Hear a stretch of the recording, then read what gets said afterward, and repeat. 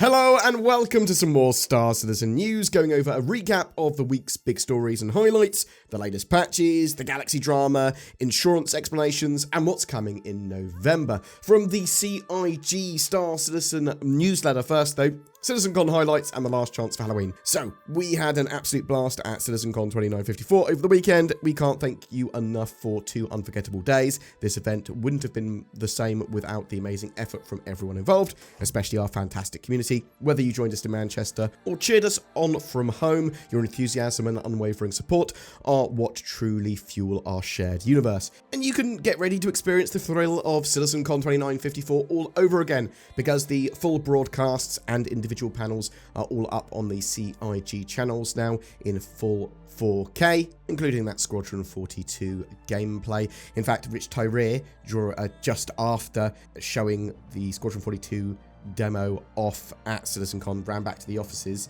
to record a uninterrupted or non-crashy version of that for the YouTubes. And it's worth watching, especially at the end, because there's a little bit more at the end that you may not have seen if you just saw the stuff at CitizenCon. There's only one more week until Halloween celebrations, the Day of the Vara end. So take on the Arena Commander FPS Kill Collector, discover eerie masks hidden across Stanton, and don't miss out on the fantastic community contests that are currently available. Plus the Gatak Sulen, the RSI Zeus Mark II, Anvil Carrack and Terrapin are all getting slimed with those spooky purple haze paints and the classic ghoulish green ones from the past. So yeah, there's a load of questions and answers and stuff like that in the wake of CitizenCon. We've got loads more videos to do. You will see more and more videos go out on that, and yeah, I've just got tons and tons of stuff sort of lined up. I do want to talk very briefly about the galaxy drama, which sort of started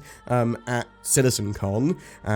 Started at CitizenCon 2023, realistically, but last week, basically, they went, the galaxy, they sort of didn't mention it as a base building ship in this year's CitizenCon after the previous year, going, it's going to be the way that you build large buildings. It's going to be using a galaxy module. So yeah, for a very short time, CIG announced that the Galaxy wasn't planning on getting a base building module, or at least they had no plans on currently building one, and the Starlancer build was going to be the way that you built large buildings in-game. That annoyed a lot of people because they were like, well, I bought a Galaxy because I thought it was going to have this functionality, or there was going to be a module for it, and you had basically said in last year's CitizenCon that it was going to have this module. Now it sounds like, well, you might not. You said in 2023 it definitely would, so what's going on? And yeah, so John Crew originally had come out and gone, look, we've got no plans on building this module for the Galaxy anymore, or no current plans for it.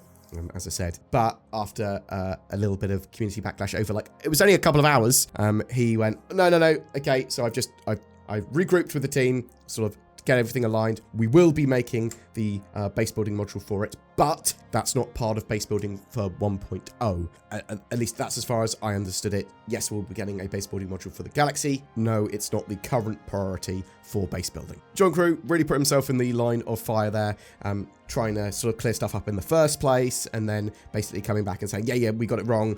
Yeah, we are gonna be doing it. So good job for doing that, like, genuinely.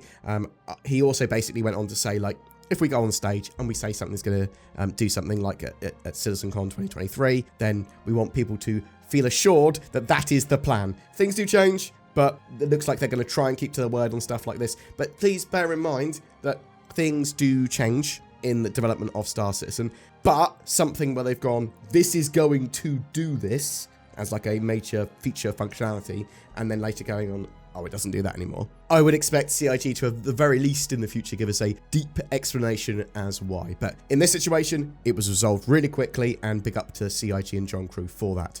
What's this? A Tobii eye tracker ad?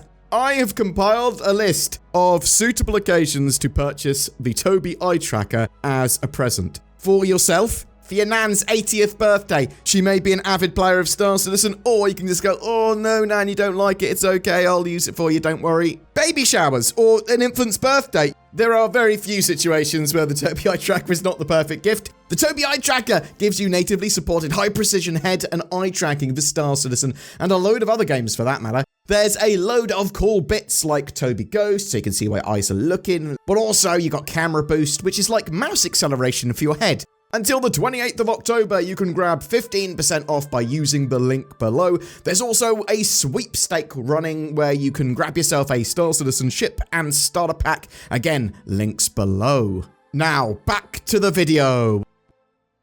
There have been loads of patch updates going on. So, Alpha 3.24.2, the current live build, they've been deploying hotfixes on that because there's some stability issues, or at least there were, and there's lots of 30Ks, and for some players, it's not been the best experience in the world. But it does look like it's a lot better now after the latest round of hotfixes. There was a post on Spectrum, why devs working on 4.0 when 3.24.2 is broken. CIG dev Bearded responded, "First, the play experience on the public environment sucks, and that's not something I like to see, so I'm sorry for that. Things like this can sometimes happen because the data trends and behavior that occur on the PTU might not match what happened on the public environment. To answer your question, working in 3.24.2 and 4.0 are not mutually exclusive of each other. We've been working on fixing issues with 3.24.2 and have deployed multiple hotfixes per day since the release of the patch to either address the issues that have clear solutions or have some limited servers with additional debug information to try and track down some of the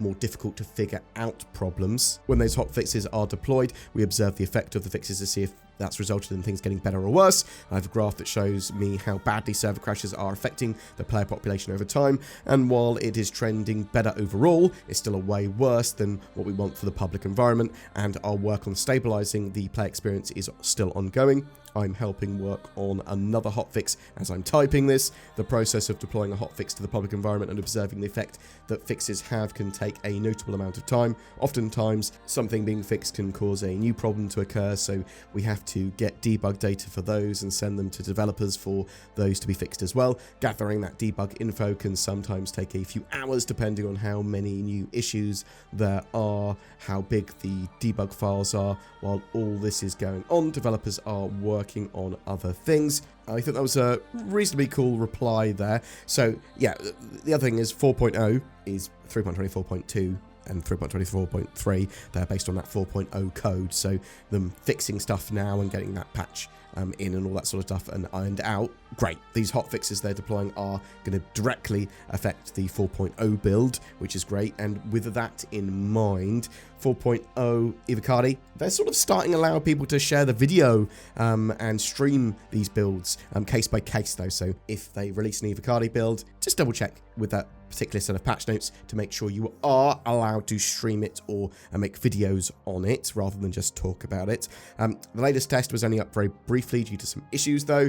We should see more Ivacari tests going on next week. Plan is to still have 4.0 out by the end of the year. Couple of other things. Alpha 3.24.3 is in open PTU. It's basically preparing for the IAE. It's also testing the Save Stanton global event, which might run at the same time.